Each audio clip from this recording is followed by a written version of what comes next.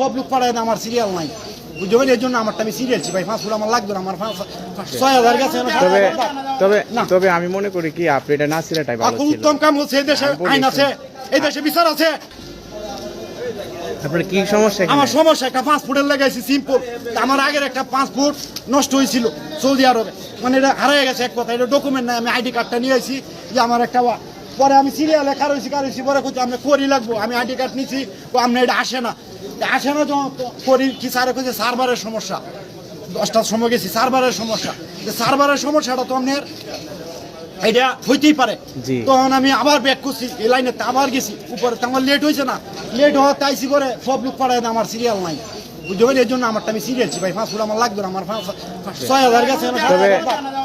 তবে আমি মনে করি কি আপনি এটা না ছিলাটাই ভালো ছিল। উত্তম কাম হচ্ছে, এই দেশে আইন আছে, এই দেশে বিচার আছে।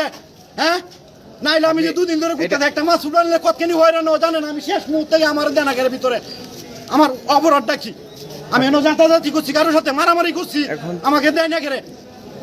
ঠিক আছে, এটা আপনি অফিসে অবজেকশন করতে পারেন। অফিসে কোনো লাভ নাই ভাই, এটা সিকিউরিটি যদি এটা প্রধান হয়ে জায়গা, তো অন্যরা কি করবো ভাই?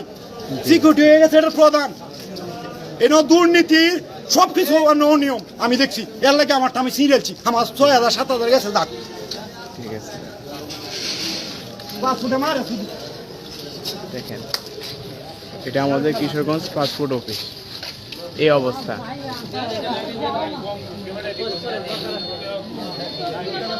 সবাইকে অবগতির জন্য আমি জানাচ্ছি, আপনারা একটু খেয়াল রাখবেন এবং প্রশাসনের দৃষ্টি আকর্ষণ করছি।